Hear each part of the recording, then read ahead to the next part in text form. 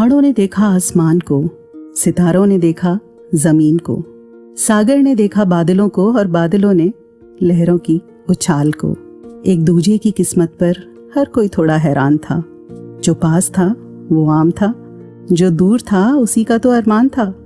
हर कोई अपने आप से थोड़ा थोड़ा परेशान था।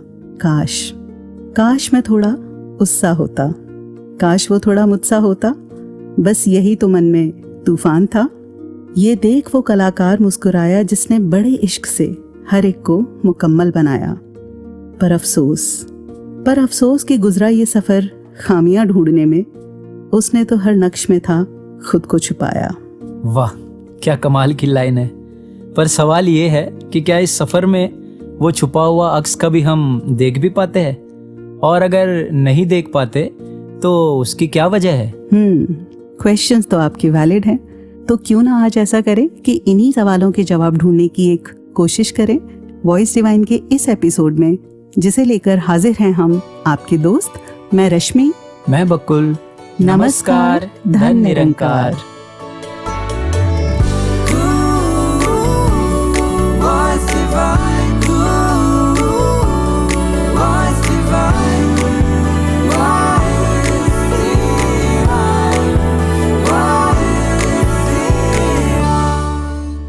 रश्मि जी, आपने उन 3 बुद्धिमान राजाओं की कहानी सुनी है जो सितारों का पीछा करते हुए परमात्मा का दर्शन करने निकले थे?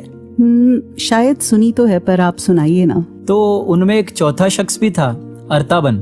अर्ताबन ने अपना सब कुछ बेचकर 3 बेहद कीमती रत्न खरीदे। ठीक है। उसका एक ही सपना था कि वो जब परमात्मा से मिले तो ये अनमोल तोहफे उनके कदमों में रख दे। सफर शुरू हुआ, पर मंजिल से पहले ही उसे रास्ते में एक बेसहारा बीमार व्यक्ति मिला।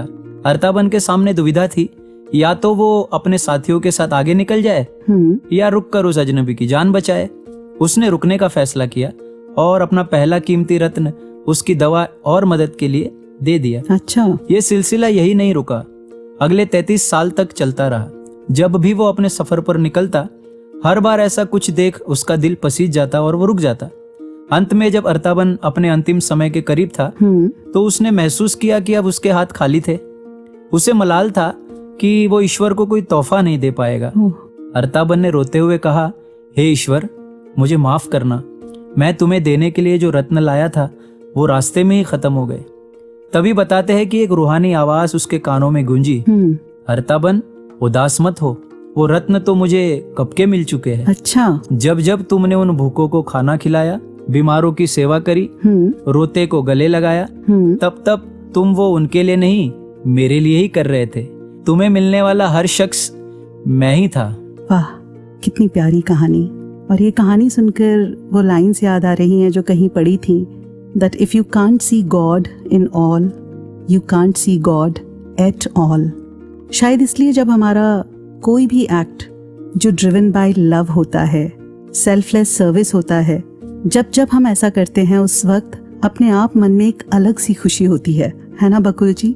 जी। एक सुकून सा होता है, क्योंकि शायद उस पल में हम इस परमात्मा के सबसे करीब होते हैं। बिल्कुल एफर्टलेसली, बिना कुछ किए। बस करना तो इतना था कि सामने वाले पर प्यार जताना था, उसके लिए जो कर सकते थे वो करना था, बस इतना सा। वो जो गीत है ना कि किसी की मुस्कुराहटों पे हो निसार, किसी का दर्द मिल सके तो ले उधार, किसी के वास्ते हो तेरे दिल में प्यार, जीना इसी का नाम है। वाकई में जीना इसी का ही तो नाम है, और शायद यही वो इकलौती अच्छी और सच्ची कमाई है जो जीने के बाद भी साथ चलती है। बकुल जी, जब इस बात का आपने जिक्र छेड़ा है, कमाई का जिक्र निकला है, तो वो क्रिमेशन ग्राउंड की एंट्री पर कहीं लिखा देखा था, यहाँ तक पहुँचाने के लिए धन्यवाद, अब आगे का सफर मेरे कर्म तय करेंगे। और सच्ची तो है, जिस धन को जीवन भर कमाने में उम्र निकल गई, वो भी देखा जाए तो देश के बाहर जाते ही काम नहीं आता। वो करेंसी भी इनवैलिड हो जाती है, तो फिर उस लोक में साथ क्या ही जाएगा? शायद कुछ भी नहीं, सिवाय नेक कर्म और साफ नियत के। बाकी तो सब यहीं रह जाना है। बिल्कुल, और इसीलिए तो कहा भी है ना, मयस्सर जिसको मालो माल माली था, जब वो गया दुनिया से तो दोनों हाथ खाली था। वाह, तो बकुल जी इस चर्चा को आगे बढ़ाएंगे, पर उससे पहले आइए सुनते हैं संपूर्ण अवतार बानी का ये पावन शब्द। निरंकार तू ही निरंकार, निरंकार तू ही निरंकार। इक्को नूर है सब दे अंदर, नर है चाहे नारी, ब्राह्मण खत्री वैश्य हरिजन, इक दी खलकत सारी। इक्को नूर है सब दे अंदर, नर है चाहे नारी, ब्राह्मण खत्री वैश्य हरिजन, इक दी खलकत सारी। निरंकार तू ही निरंकार, निरंकार तू ही निरंकार। देह सब नादी इक्को जेही, इक्को रब सवारी। जात पात दे झगड़े का दे, का दिलो का जारी। इक्को नूर है सब दे अंदर, नर है चाहे नारी। ब्राह्मण खत्री वैश्य हरिजन, इक दी खलकत सारी। निरंकार तू ही निरंकार, निरंकार तू ही निरंकार। हिंदू मुस्लिम सिख ईसाई, इक्को रब दे बंदे ने। बंदे समझ के प्यार है करना, चंगे पावे मंदे ने। इक्को नूर है सब दे अंदर, नर है चाहे नारी।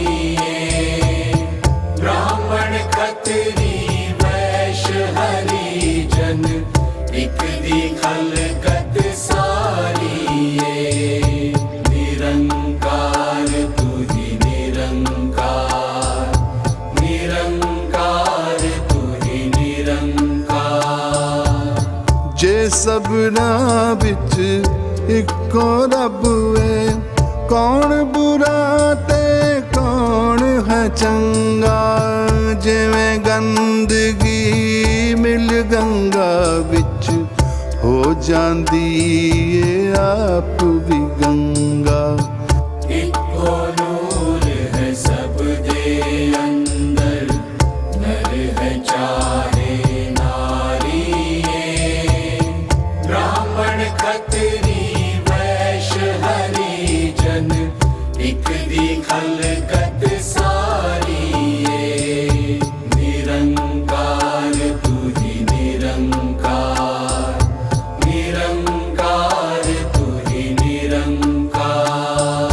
सबनू इक्को जिहा जान के, मन दी आकड़ पननी तू।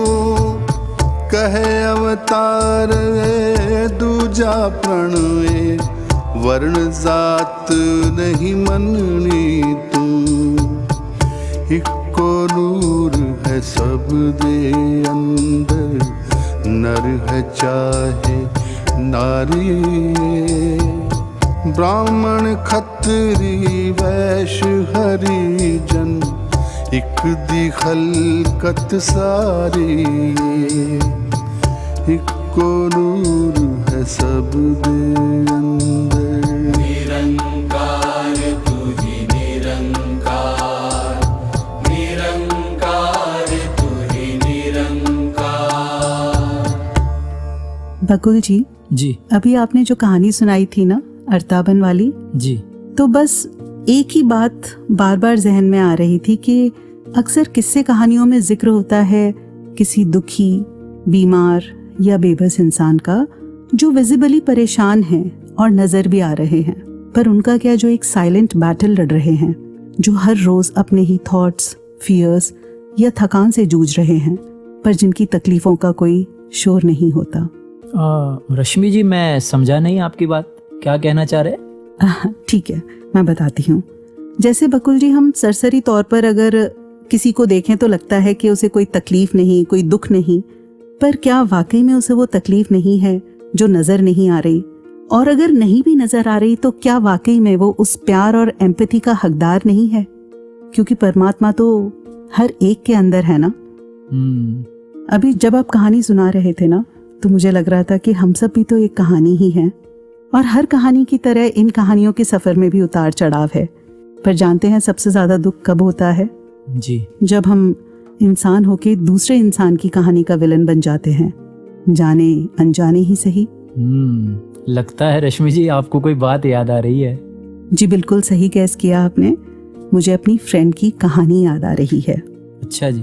और डिस्क्लेमर ये है बकुल जी कि ये सिर्फ कहानी नहीं है बल्कि हकीकत है। तो मेरी ये जो फ्रेंड है ये इटली से हैं। अच्छा जी। एक सफर के दौरान उनसे मुलाकात हुई, बातचीत हुई, और क्योंकि वो उन दिनों इंडिया में ही थी तो एक जिम्मेदार होस्ट जैसा फील होने लगा। धीरे धीरे दोस्ती पकने लग गई। तो ऐसे ही एक दिन कॉफी पीते हुए उन्होंने बताया कि किस तरह उनका चाइल्डहुड एक ट्रॉमा से गुजरा है। बचपन में जब उनका लड़कों के कपड़े पहनने का मन करता तो उनकी माँ उन्हें मारती और फ्रॉक पहनाया करती थी। ये स्ट्रगल वक्त के साथ बढ़ने लगा। अब मार भी सख्त वाली पड़ने लगी थी। फिर उन्होंने बड़ी मासूमियत से अपना हाथ आगे करते हुए कहा कि ये जो नकल्स होते हैं ना, इन पर माँ अक्सर जोर से छड़ी से मारती थी और हर वो काम करने से रोकती जो उनकी आइडेंटिटी को रिवील करता। आइडेंटिटी वो जो मैं उनके ही शब्दों में बताना चाहूंगी। उन्होंने कहा कि ऐसा लगता है कि I am a boy trapped inside a wrong body. बहुत घुटन होती है, पर हाँ, इन सब में मेरी कोई गलती नहीं है, न मेरी कोई चॉइस, ये तो बस है। और ये बात भी शायद तब की रही होगी उनके बचपन की, जब इस बारे में लोगों को शायद जानकारी ना हो या इस बारे में डिस्कस करना भी एक टाबू रहा होगा। बिल्कुल बिल्कुल, हाँ जी। सेंसिटाइज होना करना तो बहुत दूर की बात है, पर सबसे बड़ी बात जो आज भी सोचने वाली है कि क्या आज इतने सालों बाद भी कुछ बदला है? बिल्कुल शायद नहीं, क्योंकि एक दिन during her stay with us उन्हें इटालियन खाना बनाने का मन हुआ। अच्छा जी। तो मैं और वो एक साथ सुपरमार्केट गए। स्टोर में एंटर करने से लेकर निकलने तक शायद ही कोई ऐसी निगाह होगी जिसने उन्हें जज ना किया हो, पलट पलट कर देखा ना हो, या फिर कान में फुसफुसाकर कुछ कहा ना हो, कोई उन पर हंसा ना हो। घर से जाते वक्त वो बहुत खुश थीं, पर वापस आते हुए एकदम साइलेंट, मानो उन्होंने भी सब कुछ महसूस किया हो। कितना सैड है ना रश्मि जी कि अक्सर हम देखते हैं कि हम कहीं जाते हैं और कोई व्यक्ति है जो हमें बार बार घूर रहा होता है, हमें कितना ऑकवर्ड फील होता है, लेकिन जैसे ही हम वहाँ से बाहर निकलते हैं कुछ देर तक वो चीज़ें होती है हमारे दिमाग में, लेकिन उसके बाद वो स्टोरी वहीं एंड हो जाती है, दिमाग से वो बातें भी डिलीट हो जाती है। एग्जैक्टली। अब बकुल जी, इसमें बात यह है कि आपको कितना रिलीफ लगा होगा ना कि चलो ये सिचुएशन तो टेम्पररी थी। अब सोचिए कि अगर किसी इंसान के लिए ये सिचुएशन साए की तरह हमेशा साथ चलने लगे, अगर उसे हर जगह हर पल यही लगे कि वो इतने सब लोगों में अजनबी है और लोग उसे लगातार परख रहे हैं, तो सोचिए उस इंसान को कितना दुख महसूस होगा। क्या उसके लिए कोई वे आउट है? क्या उसे कभी वो रिलीफ महसूस होता होगा? रश्मि जी, मुझे तो ऐसा लगता है कि हमें बचपन से जो सिखाया गया कि वसुधैव कुटुंबकम, सारा संसार एक परिवार, जब सारा संसार ही हमारा परिवार है तो ऐसे में किसी भी परिवार के सदस्य के लिए हमारे मन में ऐसे भाव आना ही नहीं चाहिए जो किसी भी कारण से किसी के दिल को ठेस पहुंचाए। जी बकुल जी, बात तो आपने बिल्कुल सही कही है, पर प्रैक्टिकलिटी अगर देखी जाए तो ऐसा लगता है कि अभी भी सफ़र बाकी है। क्योंकि अपने ही पड़ोस की बात आपको बताती हूँ। एक बच्चा है, बहुत इंटेलिजेंट, बहुत प्यारा, बहुत मासूम और बहुत ब्राइट, पर कहीं कहीं कुछ कुछ कभी कभी जजमेंट की नज़र से उसे भी होके निकलना पड़ता है। तो मैंने देखा अक्सर उसके माँ बाप, जैसे सभी के पेरेंट्स अक्सर कहते हैं, वो सचिन तेंदुलकर का उदाहरण भी देते हैं कि अगर जवाब देना है तो बल्ले से दो। तो उन्होंने भी उसे इसी तरीके से कुछ सिखाया कि बेटा make your self that big कि फिर आपको ये जजमेंट्स फ़र्क डालना बंद कर दें। उस बच्चे ने भी शिद्दत से मेहनत की, जी, बहुत पढ़ाई में ध्यान लगाया और एक दिन इतना अच्छा स्कोर किया कि उसे IIT का टॉप कॉलेज मिल गया। क्या बात है। हमें लगा शायद अब सब ठीक हो जाएगा, पर पलट कर देखती हूँ तो ऐसा लगता है कि ठीक तो शायद कुछ नहीं हुआ, लेकिन वो दायरा बढ़ गया। अब तक सोसाइटी के लोग जज कर रहे थे, अब कॉलेज के बच्चे भी मजाक उड़ाने में बिल्कुल भी नहीं हेजिटेट कर रहे थे। ऐसा जो उसने बचपन से एक सपना सजाया होगा कि शायद मैं जीवन में कुछ ऐसा हासिल कर लूंगा, जी, तो ये सब बातें पीछे छूट जाएंगी, पर वो पीछे छूटी नहीं। हाँ जी, शायद आगे कलीग्स के रूप में भी ये परेशानी, ये जजमेंट, ये उपहास साथ चलेगा। और ये तब तक साथ चलेगा बकुल जी जब तक एक यूनिट लेवल पर मेरे अंदर, मेरी सोच के अंदर बदलाव नहीं आएगा। बिल्कुल। जब तक मुझे ये दुख, ये तकलीफ नजर नहीं आएगी कि सामने वाला क्या महसूस कर रहा है। बिल्कुल। हर पल में शायद उसे मरना पड़ रहा है, हर पल में शायद उसे महसूस हो रहा है कि वो किसी जेल में है, जी, किसी मेंटल एगनी से निकल रहा है। और यकीन मानिए, जीवन में हम कितने भी किसी भी मकाम पर पहुंच जाएं, पर जिस सोसाइटी में हम रहते हैं, जिस इमीडिएट फैमिली और पड़ोस में हम रहते हैं, अगर वहीं हमें उपहास का पात्र बनना पड़े, हमारा मजाक उड़ाया जाए, जी, निकलते में छींटा कशी की जाए, टिप्पणियां की जाएं, तो जीवन मैं समझती हूँ किसी नर्क से कम नहीं होता होगा उस इंसान के लिए। बिल्कुल बिल्कुल। मुझे क्या हक बनता है कि मैं किसी को दुख पहुंचाऊं, तकलीफ पहुंचाऊं।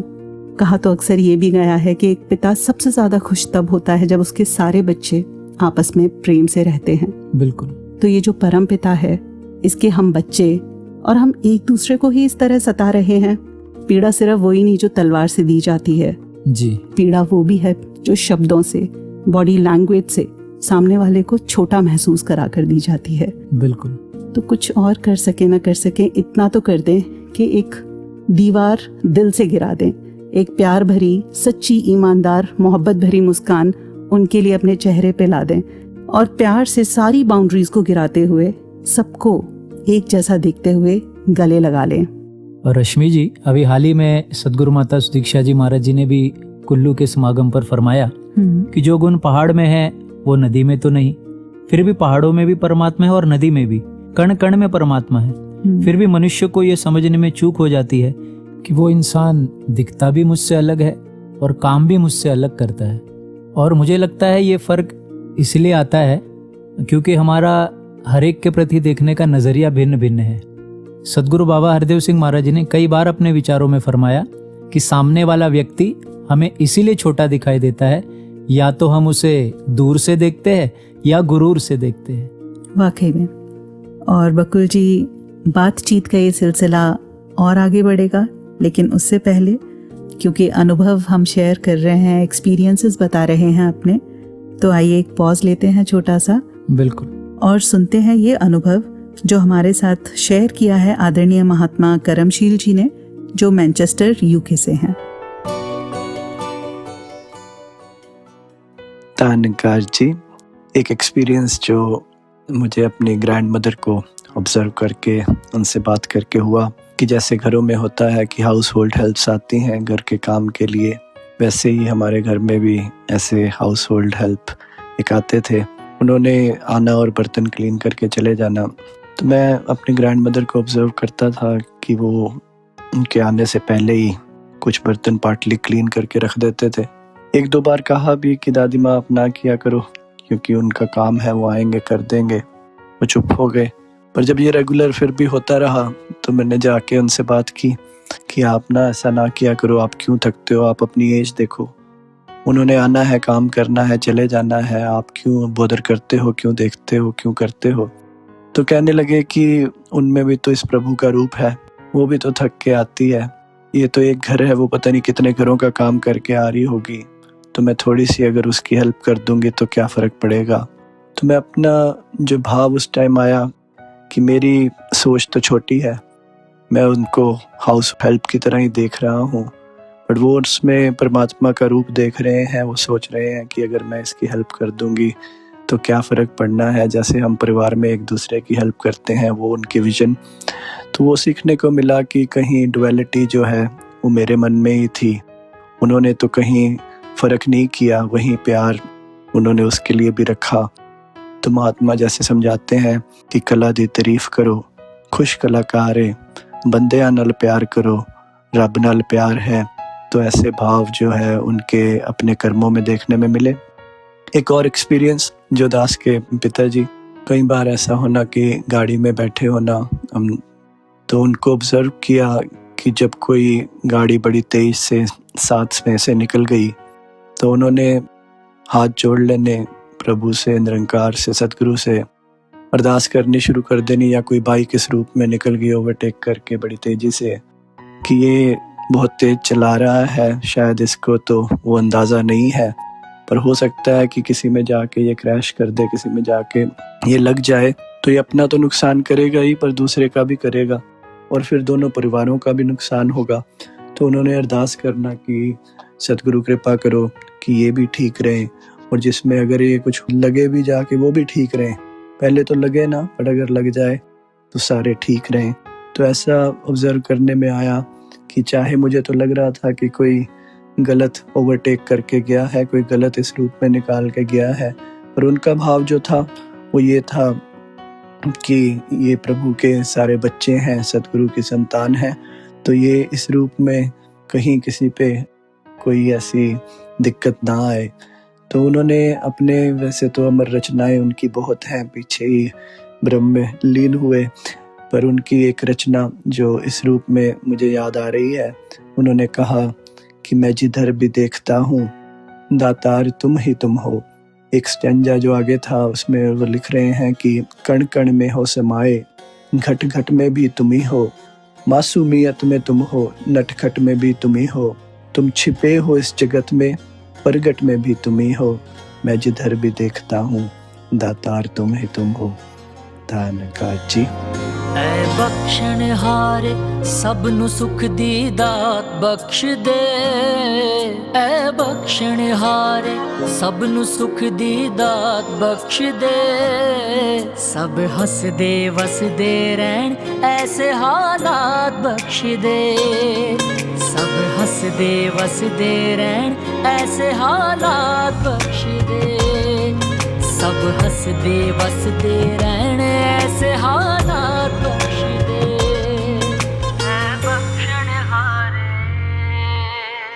रश्मि जी, जी किसी शायर ने क्या खूब लिखा, किसको पत्थर मारूं कैसर, कौन पराया है, शीश महल में एक एक चेहरा अपना लगता है। मुझे याद आ रहा है महाराष्ट्र के एक संत एकनाथ जी की कथा। अच्छा। एक बार संत एकनाथ जी रामेश्वरम के लिए गंगा जल लेकर के जा रहे थे। तब उन्होंने रास्ते में प्यास से मरते गधे को देखा। उन्होंने अपने हाथों का वो पवित्र जल उस गधे को पिलाकर उसकी जान बचाई और कहा कि भूखे प्यासे जीव की सेवा ही सच्ची ईश्वर भक्ति है। जब अन्य लोगों ने इस पर आपत्ति जताई तो संत एकनाथ जी ने कहा कि जो जीव प्यास से मर रहा है उसे पानी पिलाना ही भगवान की पूजा है। क्या बात, क्योंकि ईश्वर हर जीव में वास करते हैं। जी रश्मि जी, जी महाराष्ट्र के संत ज्ञानेश्वर महाराज जी ने भी अपनी अमर वाणी में एक बड़ी ही अद्भुत कविता कही। उन्होंने फरमाया कि हे विश्वची माझे घर, ऐसी मती जयाची स्थिर, किंबहुना चराचर आपन पै झाला। भाव मतलब वो समझाना चाह रहे हैं कि हे विश्वची माझे घर का अर्थ ये है कि संपूर्ण जगत मेरा ही घर है। अच्छा। और इस घर का प्रत्येक जीव, प्रत्येक वस्तु मेरी अपनी है। और यह केवल एक पंक्ति नहीं बल्कि मानव जीवन जीने की एक महान सीख है। क्या बात है। फर्ज करें हम अपने घर का अर्थ 4 दीवारों और एक छत से लगाते हैं, लेकिन संत ज्ञानेश्वर जी ने अपनी संकल्पना को असीमित विस्तार दिया है। जी। जिस व्यक्ति का मन स्थिर है, जिसे अपनी घर की सीमाओं के बाहर भी सभी अपने लगते हैं और जो समस्त चराचर सृष्टि में ईश्वर के दर्शन करता है, उसके लिए यह संपूर्ण विश्व ही उसका घर बन जाता है। क्या बात है। वो जो अक्सर हमने सुनी बचपन से, स्कूल में भी प्रेयर के टाइम पे भी सिखाया गया, हमने बोला भी कि सर्वे भवन्तु सुखिना, यानी पूरा ही संसार सुखी रहे, मानव कल्याण के लिए वो प्रार्थनाएं जो हमें सिखाई गई हैं, ये भाव भी कहीं ना कहीं उसी से जोड़ता है। जी रश्मि जी, जब हम संपूर्ण विश्व को अपना घर मानने लगते हैं तब देश की सीमाएं, धर्म, जाति, रंग या वंश के आधार पर होने वाले भेदभाव स्वतः ही समाप्त हो जाते हैं। आज के ग्लोबल विलेज के युग में यह विचारधारा और भी अधिक प्रासंगिक और महत्वपूर्ण हो गई है। यदि यह विश्व मेरा घर है तो इसका अर्थ यह है कि इस घर के प्रत्येक सदस्य के सुख दुख में मेरी सहभागिता है। दुनिया में कहीं भी अन्याय, गरीबी या बीमारी है तो उसे दूर करना मेरी भी जिम्मेदारी है। इस विश्व रूपी घर को सुरक्षित, स्वच्छ और प्रेम पूर्वक बनाए रखना हम सबकी सामूहिक जिम्मेदारी है। तो बस यही बात समझ आई कि हे विश्वची माझे घर, ये विचार हमें संकुचित मानसिकता से बाहर निकालकर उदार और विशाल हृदय वाला बनाता है। प्रेम, सहिष्णुता, सहायता और अपनेपन के बल पर हम इस विश्व को वास्तव में एक सुंदर घर बना सकते हैं। जी बकुल जी, आपने कितना सुंदर ये रेफरेंस दिया and right from our history. पर मुझे तो बहुत वो प्यास वाली बात बहुत दिल को छू गई मेरे, कि उस प्यासे जानवर को पानी पिलाना जी। और क्योंकि आजकल गर्मी का मौसम है और हर जीव जंतु में सद्गुरु ने इस परमात्मा का रूप दिखाया, हमें आंखों के सामने जाहिर किया, हमें सिखाया कि we have to see Nirankar in everyone. तो बस वहीं से एक छोटी सी बात, एक छोटी सी एक हाउ डू आई से इट, कि नॉट इवन जेस्चर, हाँ जी, आपसे शेयर करने का मन कर रहा है। कि बालकनी में आजकल मैं इन दिनों एक छोटा सा वो मिट्टी का बर्तन रख देती हूँ जी, और उसमें हर रोज सुबह पानी डाल देती हूँ, और ये सोच कर कि कोई भी चिड़िया आएगी तो कम से कम प्यासी तो ना लौटे। बिल्कुल। अब ये सिलसिला रोज चलता रहा कुछ दिन तक। कुछ टाइम बाद मैंने नोटिस किया कि जब मैं बालकनी में जाती और वो पानी पी रही होती थी फुदक फुदक के, तो वो उड़ती नहीं थी, वो मेरी प्रेजेंस को देख के डरती नहीं थी। तो जब ये पूरा एक आज उनके साथ जो दोस्ती हो चुकी है, कहीं गिलहरी, कहीं छोटी सी चिड़िया आके जब फुदक फुदक के पानी पीती हैं, दाना खाती हैं, तो मन में बस यही भाव आता है, थैंक यू सद्गुरु, आपने ये जो बॉन्ड क्रिएट कराया, आपकी सिखलाई से ये जो एक रिश्ता कायम हो पा रहा है। तो कहीं ना कहीं लगता है कि जो आप मार्ग दिखा रहे हो, जिस सफर पर आप चलाने की कोशिश कर रहे हो, उस पर चल पा रही हूँ या नहीं अभी नहीं पता, लेकिन उस तरफ शायद कदम तो उठाने का प्रयास कर पा रही हूँ। हर चेहरे ते मुस्कान कलोला कर दी रहे, तेरा संग करके साडी सोच सवर दी रहे। हर चेहरे ते मुस्कान कलोला कर दी रहे, तेरा संग करके साडी सोच सवर दी रहे। बस ये हो जे किरदारां दी सौगात बख्श दे, बस ये हो जे किरदारां दी सौगात बख्श दे। सब हसदे वसदे रहन ऐसे हालात बख्श दे, सब हसदे वसदे रहन ऐसे हालात बख्श दे। सागर से उठा बादल बनके, बादल से गिरा जल हो करके, फिर नहर बना नदियाँ गहरी। तेरे भिन्न प्रकार तू एक ही है, हर देश में तू, हर भेष में तू, तेरे नाम अनेक, तू एक ही है। पता नहीं क्यों ये पंक्तियाँ सुबह से गुनगुनाने का मन कर रहा है, और अब आके मैंने एपिसोड के इस मोड़ पर आपके साथ ये शेयर कर ही दी। रश्मि जी, न जाने ये गीत कब लिखा गया होगा, पर जैसी सिचुएशन इस वक्त ग्लोबली बनी हुई है, ऐसा लगता है कि ये गीत टाइमलेस है। पर शुक्र है इस दुनिया में अभी भी कुछ ऐसे लोग हैं जिनकी वजह से इस बात पर यकीन और पक्का हो जाता है कि तू है, हाँ तू ही है। क्या बात है। जैसे एक बार एक बिलिंग क्यू में मैंने देखा कि ग्रोसरी का सामान लेते हुए एक व्यक्ति का कार्ड डिक्लाइन हो गया। अच्छा। तो वो अपना सामान कम करने लगे। सामान भी कोई फैंसी नहीं था, जरूरत का था जी, पर वो उसे भी बैग से निकालने लगे। अच्छा। इतने में पीछे खड़े किसी भले सज्जन ने मना करते हुए जो डिफरेंस अमाउंट था अपने कार्ड से पे कर दिया। वाह। रश्मि जी, उनके चेहरे पर जो ग्रेटिट्यूड का भाव था वो आज भी याद आता है। और मैं यकीन से कह सकता हूँ कि उस पल में उन्होंने ईश्वर को जरूर धन्यवाद कहा होगा। बिल्कुल कहा होगा बकुल जी। और कहते हैं ना कि बात में से बात निकलती है और किस्सों में से किस्से जी। तो क्योंकि आपने ये जिक्र किया तो मुझे भी वो इंसिडेंट याद आ रहा है कि कुछ समय पहले की बात होगी, मम्मा के घर से वापस आना हो रहा था। अच्छा। आने से पहले वो अक्सर साथ में खाना पैक कर देते हैं कि घर जाकर क्या बनाओगे, यही खा लेना। जी। तो ऐसे ही हम लोग जा रहे थे और रास्ते में सिग्नल पर गाड़ी रुकी। ध्यान गया कि एक बहुत ही बुजुर्ग अंकल कुछ सामान थोड़ा बहुत ऐसे ही लेकर बैठे हैं, शायद बेचने के लिए। अच्छा। तो गाड़ी साइड में पार्क कर हमने उनसे पूछा कि अंकल खाना खाएंगे? तो अंकल ने हामी में सिर हिला दिया। जब हमने वो पैकेट उन्हें दिया तो जानते हैं बकुल जी उन्होंने क्या किया? क्या किया रश्मि जी? उन्होंने सबसे पहले अपने हाथ जोड़े और परमात्मा को धन्यवाद देते हुए कहा, अच्छा आज तू इस रूप में आया है। उनकी ये बात सुनकर पता नहीं क्यों आंखें नम हो गई। ध्यान गया कि हालात उनके शायद कैसे भी रहे हों, पर इस परमात्मा पर इतना भरोसा कि हर रूप में उन्हें वो ही दिखाई दे रहा है। अगर ये भक्ति नहीं तो फिर भक्ति क्या है बकुल जी? रश्मि जी, मुझे लगता है कि वही हर हाल में परमात्मा का शुक्र कर सकता है जिसको ये बात समझ आ गई कि सबे गट राम बोले, रामा बोले, राम बिना को बोले रे। वाह!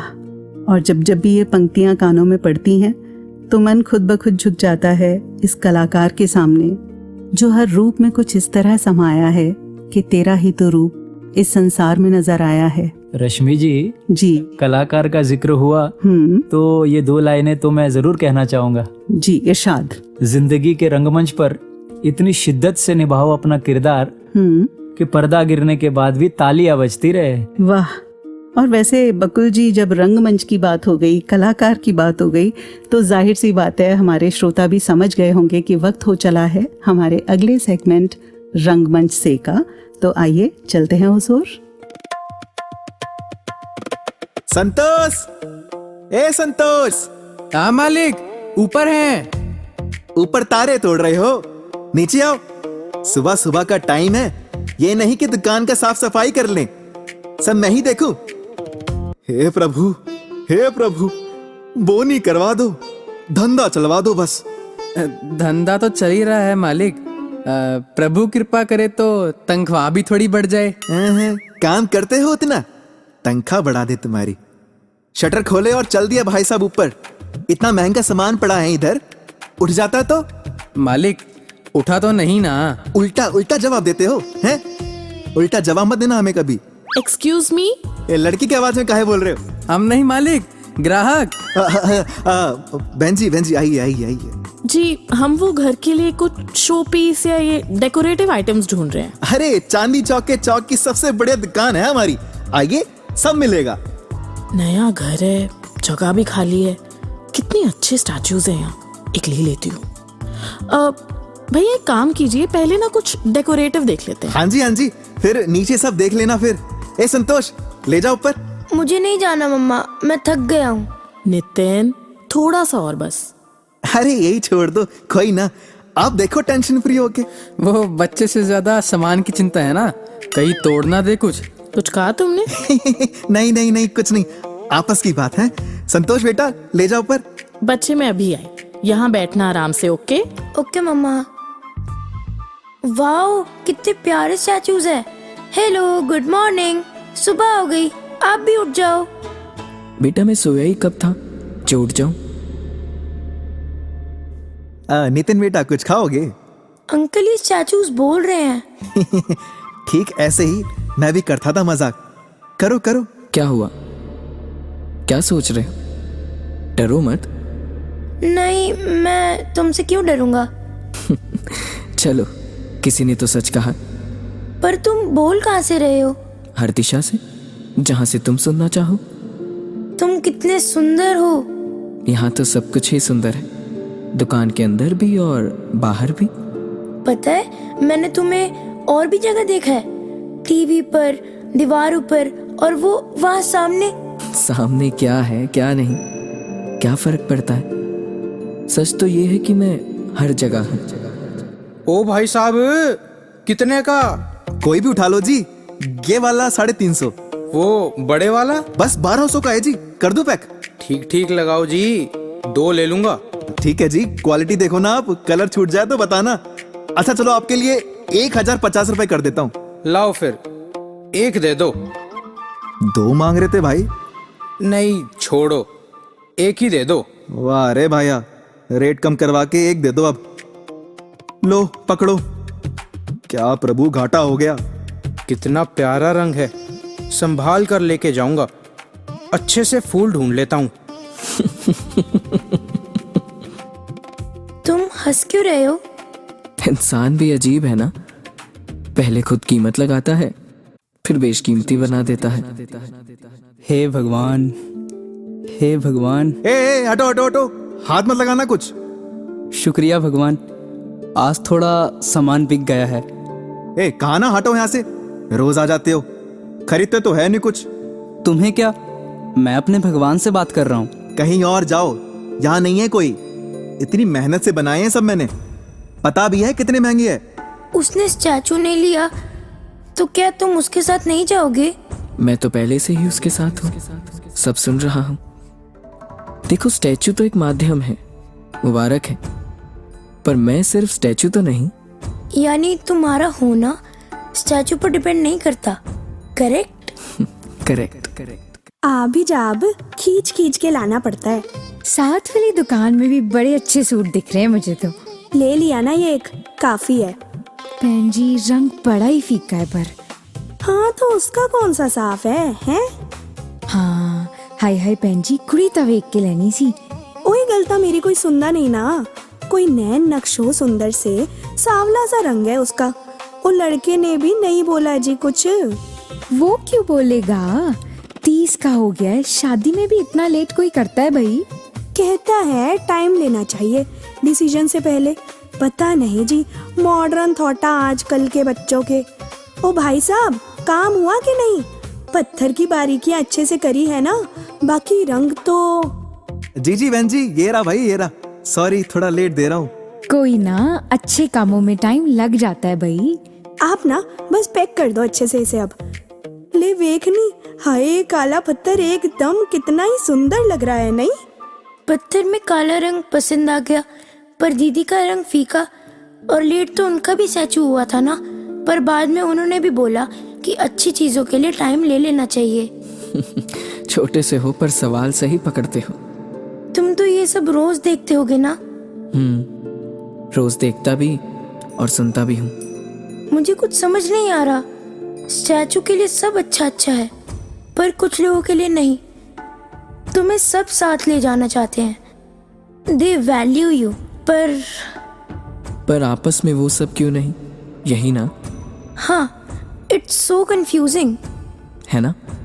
मैं भी कई बार यही सोचता हूँ। मानते सब हैं कि सब एक हैं, पर फिर भी सोच में मतभेद रख लेते हैं। किसी के कपड़े तो किसी का रंग, किसी की भाषा तो किसी का ढंग, और नहीं तो किसी के विचार, उनका लाइफस्टाइल। यहाँ इस गली से रोज ऐसी आवाजें उठती ही रहती हैं। भगवान को जाने हो या नहीं, पर इतना तो सभी मानते हैं ना कि सब में भगवान है। फिर किस बात के झगड़े? खैर, यहाँ सब मुझसे बातें करते हैं, मैं तुमसे बात कर रहा हूँ। मुझसे क्यों? मैंने भी कुछ किया है क्या? नहीं, तुमने तो सवाल सही पकड़े ना, जो इन्हें भी पकड़ने चाहिए। पर तुम ऐसा मत करना। किसी मूरत में या किसी की स्माइल में मैं तुम्हें उतना ही मिलूंगा जितना हर जगह हूँ। पक्का, प्रॉमिस। मुझे नहीं फंसना इन सब कंफ्यूजन्स में। All I know is that you are with me and within me forever and ever. Nitin, चलो बेटा आओ। देखो, हमने ये सुंदर सा स्टैचू भी ले लिया। तुम्हें पसंद आया? कोई भी ले जाओ मम्मा, सब एक ही तो है। अच्छा जी, क्या बात है। चलें अब छोटे उस्ताद। Okay, bye bye. Bye bye बेटा। आपको नहीं बोला। मुझे नहीं, और किसे? ये संतोष। Bye bye. कमाल है ना, भगवान में विश्वास भी और आपस में मतभेद भी, दोनों साथ लेकर चल रहा है इंसान।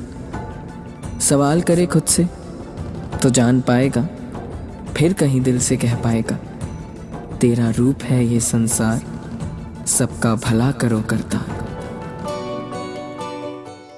रश्मि जी, आपने उस फकीर की कहानी तो सुनी होगी। कौन सी?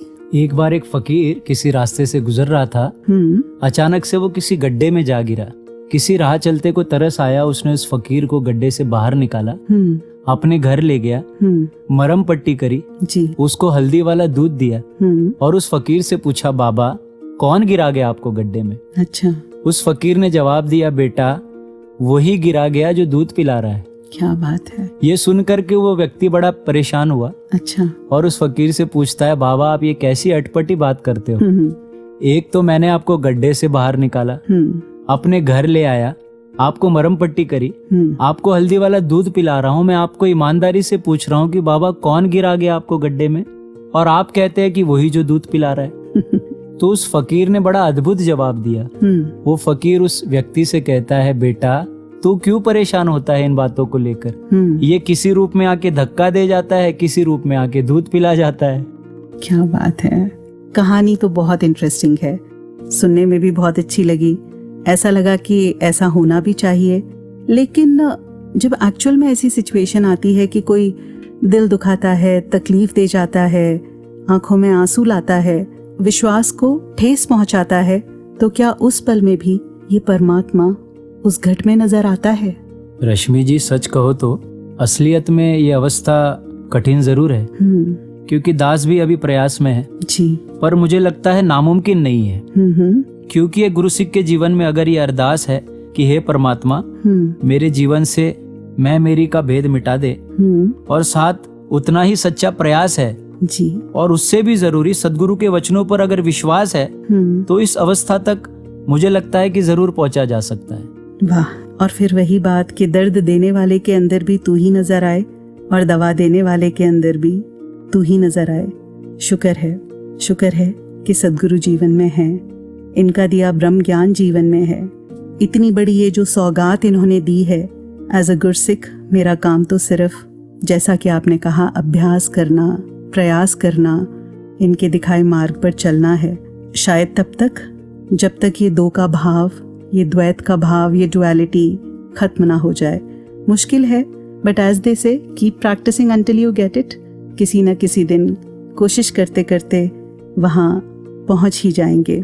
जैसे उस शायर का ख्याल कि मैं से तू तक चलते चलते एक ऐसा भी मोड़ आता है जब मैं को खो देता है और तू ही तू रह जाता है। बात तो बस इतनी सी कि सफर तो तय मुझे ही करना होगा। और जब सफर का जिक्र हो ही चुका है तो ध्यान जाता है घड़ी की ओर, और हम अब पहुंच चुके हैं वॉइस डिवाइन के इस अंतिम पड़ाव में। तो आइए श्रोताओं से इजाजत लेने से पहले मिलजुल कर हम सब श्रवण करते हैं सदगुरु माता जी के पावन वचनों को। और इसी के साथ अब हमें दीजिए इजाजत। नमस्कार, धन निरंकार। ये संसार पूरा ही अपना है, एक फैमिली की तरह ही जब रहेंगे, और ये कोई किताबी, ये थ्योरेटिकल बात नहीं है। वाकई ही एक परिवार के तरह इस संसार में रहा जा सकता है। भक्तों ने हमेशा अपना पूरा जीवन ऐसे ही जिया है, और हम सब में भी वो कैपेसिटी, इस परमात्मा, इस निराकार, चाहे किसी भी नाम से संबोधित करें, ये हर एक में पोटेंशियल दिया है। Every soul is potentially divine. कि ये डिविनिटी जो हमारा एक असली एक रूप, ये परमात्मा ही हर एक चीज़ का, हर एक का असली रूप, और कैसे इससे अगर आए हैं तो वाकई ही कितना पोटेंशियल है। और हम खुद अपनी छोटी सोच, छोटे नज़रिए, तंग दिली से हर किसी के लिए जजमेंट्स दे रहे हैं, सोच रहे हैं, एक भाव मन के ऊंच नीच के, सभी के खाने पीने के तौर तरीके, कल्चर्स से ये कहाँ पैदा हुए हैं, किस एरिया के हैं, ऐसे ऐसे छोटी चीज़ों में उलझ के अपना ही एकदम खुद ही घोट रहे हैं ये सांस। कि कैसे खुली हवा में जहाँ खुल के बिना भेदभाव के जिया जा सकता है, अपने ही मनों में दीवारें ऐसे ही बना दी, तो फिर ये दिल, ये सांसें तो कितनी ही छोटी जगह पर रह गईं। ये हर एक तक जो प्यार पहुंच सकता था, वो प्यार के पुल दिल से दिल तक बन सकते थे, पर ये दिलों में एक दीवारें ही बना दी। तो ये जीवन परमात्मा ने तो प्यार करने के लिए दिया है, और ये बिना भेदभाव के। और इसी तरह हर कोई जहाँ अपना जीवन इस रूप में जी सकता है, वहीं ये कोशिश भी रहे कि ये एक ऊपरी हेल्प या सेवा का जब हम बात करते हैं वर्सेस सेल्फलेस सेवा, कि ये मन से बिना किसी इच्छा के की गई है, ये कोई अहंकार से उत्पन्न नहीं है। इसलिए नहीं है कि कुछ व्यक्ति देखेंगे, वाहवाही करेंगे तो कुछ अच्छे शब्द बोल देते हैं, अच्छा काम कर देते हैं। बात तो बस यही कि the doer is this Almighty and we are just the instruments. सब हंसदे वसदे